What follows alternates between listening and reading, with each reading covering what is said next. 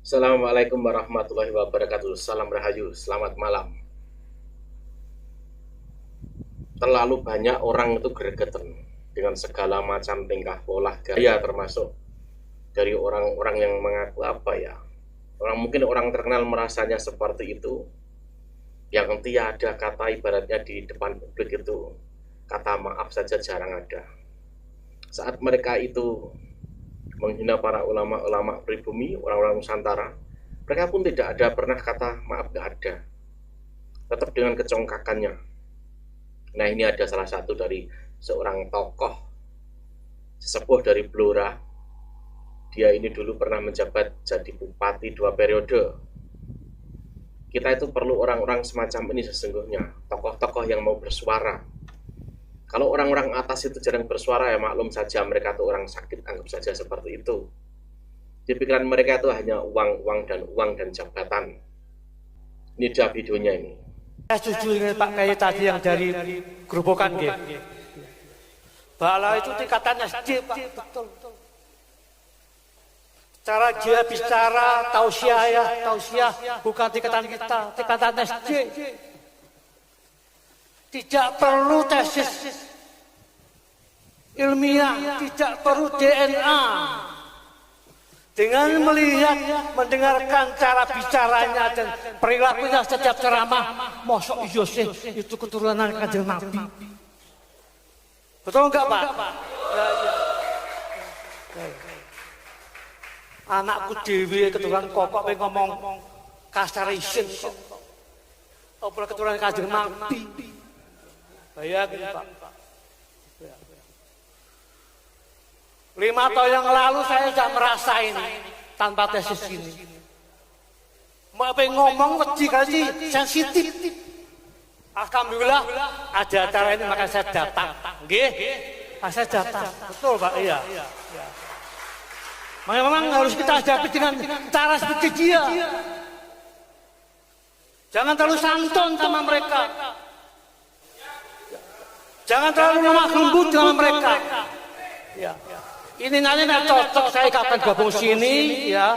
Mohon maaf, dalil-dalil urusan jenengan. Saya mau bicara, mau melakukan sesuatu dengan cara Khalifah Umar bin Khattab saja. Ya. Harus keras. Iya. Sepakat Pak. Ternyata banyak orang yang benar-benar gregetan dengan segala macam ucapan mereka. Mereka tuh jumawa tuh, aduh, kayaknya udah stylenya gitu loh. Kalau kita mempelajari sisi orang-orang yang Yahudi Askenazi, karakternya tuh seperti itu. Pokoknya merasa paling unggul mereka itu. Gaya karakter mereka tuh keras. Nah itu loh, kalau orang Jawa itu sudah mulai terpancing, itu bahaya. Bahaya gitu loh. Ini lanjutannya. 5 tahun yang lalu, bahkan 7 tahun yang lalu, ya, ada seorang kiai datang ke pendopo, kaget saya. Pada kiai itu muridnya Mbah Maimun. Pak Bupati, napa Yai? Ini ada Habib dari Solo yang mau pengajian di masjid kita. Bagus Pak Yai, dengan catatan Pak Koko harus menghentikan kebiasaan wayangan setiap malam Jumat. Gila enggak? Dengan catatan Pak Koko, Pak Bupati harus menghentikan kebiasaan wayangan setiap malam Jumat pon. Saya jawab, nyuwun sewu Pak, Habib itu enggak saya datang sini, enggak usah, enggak apa-apa. Iya Pak. Ya. Itu 7 tahun yang lalu aku suami ngono ki lho Pak. Jadi jenengan aku kalah kabeh. Iya Pak. Betul Pak. Bayangin budaya kita dilarang.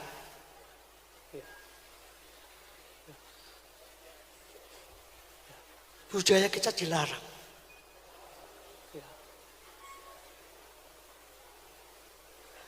Tadi pembicara awal, siapapun yang membelokkan ya sejarah baik Islam maupun Indonesia itu kejahatan. Kita memerangi kejahatan sama dengan jihad. Ya kan jenengan sing akeh dosane iki mumpung iki apik iki. Ayo jihad kabeh nggih. Nah, ya kan? Beliau ini bukan tokoh agama, tetapi daya nalurinya tuh lebih tahu. Jihad, budaya, kita itu malu yang melihat orang-orang Nusantara itu yang ikut-ikut joget seperti mereka. Tari-tari itu loh, model Yahudi. Sesungguhnya kalau kalian nggak percaya, carilah mereka tuh pada memamerkan budaya mereka. Dan di sekelilingnya tuh orang-orang Nusantara loh. Jogetannya itu tariannya kalian samakan dengan jogetannya orang-orang Yahudi di Israel sana. Sama mirip. Mereka bangga dengan budayanya di Nusantara ini. Mereka tuh nggak bakal bangga dengan budaya orang-orang Nusantara, tuh nggak bakal. Karena di mereka itu kebanyakan itu suka dan sering mengagungkan nama-nama bangsanya sendiri di sana. Banggakan kotanya yang bisa bilang kota yang tertinggal tapi merasa lebih kota-kota di Indonesia. Makanya jangan heran kan, dulu ada video seorang Habib nginjek keris. Dan satu lagi, orang di Indonesia ini yang tidak suka keris dan sangat membenci itu siapa? Orang Wahabi. Lalu pertanyaannya, ada nggak orang-orang Nusantara yang begitu? Nggak ada. Itu tanda mereka nggak menghargai gitu loh. Dan dua dari orang-orang Wahabi. Orang-orang yang selalu menjaga budaya itu nggak jauh dari orang NU. Jika ada orang NU seperti Habib dulu yang nginjek keris itu, nah itu dipertanyakan sisi cinta budayanya dengan Indonesia. Yang saya orang Jawa saja nggak pernah kok nginjek keris, nggak pernah. Untuk apa saya injek? Oh, itu karya leluhur kita, harus kita hargai. Orang-orang Nusantara itu sudah terlalu baik melihat mereka, menerima mereka gitu loh. Tapi mereka nggak pernah itu koreksi diri. Bahkan mereka tuh seakan-akan mau menguasai, bahkan seenaknya mulutnya tuh berkata Nusantara, Jawa miliknya Tarim. Apa-apaan itu? Saya belum bawa pasukan nih Pak, saya pengen melihat dulu aja greget jenengan kayak apa itu. Ya. Greget jenengan oke, saya bawa pasukan nanti, oke? Nah, saya pengen Pak, habis ini ada actionnya. Nyata-nyata saja lah. Contoh tadi, ternyata pondok-pondok pesantren sudah betul-betul keblinger semua dengan yang namanya Habib-Habib itu. Ya. Ajak silaturahmi, yakinkan. Elingin JE. Jangan kita diperalat, diperbudak spiritual kita sama mereka-mereka.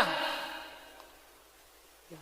Siarno, viralkan gitu ya, viralkan. Ya. Habis itu ajak juga pemerintah. Ya, hadir sini perwakilan Pak Bupati, Pak Toha. Ya, jangan lagi lah undang-undang mereka tuh selawatan di sini. Yang lainnya banyak. Nggih, setuju? Ya. Harus kita batasi orang gerak mereka. Ya. Biar rakyat tidak semakin keblinger dengan cara mereka. Tidak perlu diundang lagi, Pak. Kiai-kiai bisa semuanya kok, nggih? Ya. Betul enggak? Apalagi saya mohon Pak Kapolres nanti ya action kita yang nyata dalam waktu singkat adalah ajak bicara para ketua pondok pesantren, elingno mereka, ingatkan. Ya. Kemudian menjadi lagi kepada pemerintahan. Ya. Sholawatan nabi tapi gak usah ngundang mereka lah, okay? Ya. Lolos Pak masukin, lolos Cai, setuju Cai. Nah, iya harus berani mereka. Ya. Cara intelektual kita didampingi dengan intelek kita. Levelnya dia. Di SD kita dengan cara SD. Betul Pak, luar biasa tadi. Dia gunakan SD, kita gunakan SMA, apalagi profesor. Gak nyambung Pak. Kelamaan kita. Terlalu banyak sopan santunnya kita. Lama-lama ambles semua kita nanti. Tokoh ini berbicara semacam itu. Ya mungkin karena banyak melihat gitu. Mereka seperti apa, setiap mereka tuh datang ke kota, datang ke majelis, seakan-akan mereka tuh yang paling wah, padahal ilmunya tuh seberapa sih. Cara bicaranya aja begitu, apalagi acara selawatan itu tuh lebih apa, lebih banyak dangdung-dangdungnya saja. Repotnya itu loh, kalau acara selawatan itu, mereka itu sekarang kan seperti ulama padahal hanya penyanyi pelantun selawat. Beda konteks antara pelantun selawat dan dengan ulama itu berbeda, sangat beda. Belum lagi biayanya, mahal. Yes, pokoknya dadek bengeknya ngabisin uang banyak. Sedangkan yang disajikan ya cuma begitu saja. Minim dari pengajaran atau pembelajaran ilmu itu minim. Ya seperti orang suka-suka saja gitu loh. Seperti hiburan semacam itu saja. Itu kok merepotkan orang. Dan untuk pesantren itu sesungguhnya tidak semua, tapi lumayan. Tetapi masih banyak kok yang selamat dari doktrin-doktrin itu masih banyak. Jadi dulu mereka kan memang punya target seperti itu, mendekati pesantren yang agak tua begitu. Sering itu dilakukan loh. Salah satu pesantren yang selalu selamat dan selalu nendang mereka itu, memfilter tuh pesantren Buntet.